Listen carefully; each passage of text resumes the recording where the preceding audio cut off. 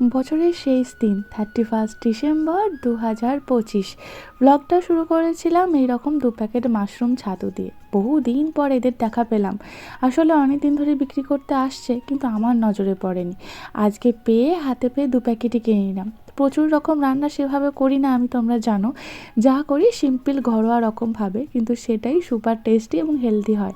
যে মাশরুম ছাতুগুলো কিনেছিলাম, তো তারই ভেবেছি আজকে একটুখানি ঝাল বানাবো। তার সাথে থোড়, লাউ, আলু, মুসুরির ডাল, পুনকো শাকের গোড়া দিয়ে একটা পাঁচমিশালি ডালও বানিয়েছি এবং পুনকো শাকও বানিয়েছি। সেগুলো হয়ে যাওয়ার পর এবং মাছ ভাজাও বানিয়েছি, কিন্তু সেটা তোমাদের সাথে এই মিনি ব্লগে শেয়ার করা হলো না। তবে অবশ্যই আমি এই মিনি ব্লগের লং ব্লগটা অলরেডি আমি আমার চ্যানেলে সেন্ড করে দিয়েছি, আপলোড করে দিয়েছি। তোমরা চাইলে লং ভিডিওটা দেখে নিতে পারো। যাই হোক, পেঁয়াজগুলো কড়াইতে ভালো করে ভেজে নিয়ে আলু টালু সব কিছু কষিয়ে নিয়ে সামান্য একটু জল দিয়ে তার মধ্যে একটুখানি ফুটে গিয়েছিলো, তো তার মধ্যে আমি ওই ছাতুগুলো দিয়ে তারপর ফুটতে দিয়ে যখন অসীমকে খুঁজতে যাই, দেখি পুরো রাস্তায় একটা পশু পাখিও নেই, মানুষ তো দূরের কথা, মোজাগুলো রাস্তার মধ্যে পড়ে রয়েছে। মোজা নিয়ে অসীমিকে সাথে করে বাড়িতে নিয়ে ওকে স্নান টান করিয়ে তারপর আমার এখানে দেখো ঝালটা একদম রেডি। আর অনেক দিন পর জানো তো এরকম একটা ঝাল বানালাম, কী যে ভালো লাগছে সে আর কি বলবো। 1 জানুয়ারি ভেবেছি আমার সমস্ত কচি কাঁচা দিয়ে নিয়ে একটা পিকনিক, একটা ফিস্ট করব। তারই জোগাড় করতে বসে পড়েছি সন্ধেবেলা মা মেয়ে মিলে।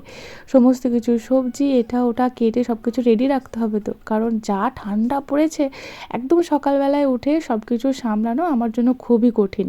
আমি এদিকে সবজি কাটতে ব্যস্ত, আর এনাকে আমি ব্যস্ত রেখেছি ছাতেই ছোট্ট ছোট্ট রসুনগুলো দিয়ে, যে তুমি তোমার ছোট ছোট্ট হাত দিয়ে এই রসুনগুলোকে তুমি পিল অফ করো, তুমি ছাড়িয়ে দাও।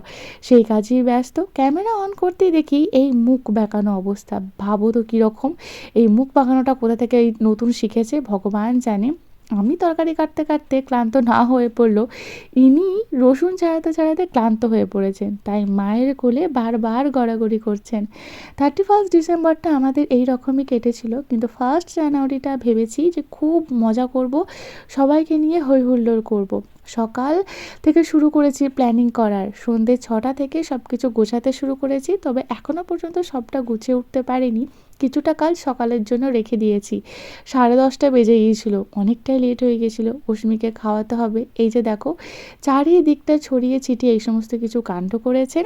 আবার সব কিছু পরিষ্কার করে আটাটাও ভাবছি আজকে মেখে রেখে দেবো, কারণ সকালবেলাতে এত কিছু করা সম্ভব হবে না। তোমাদের সবাইকে জানাই হ্যাপি নিউ ইয়ার।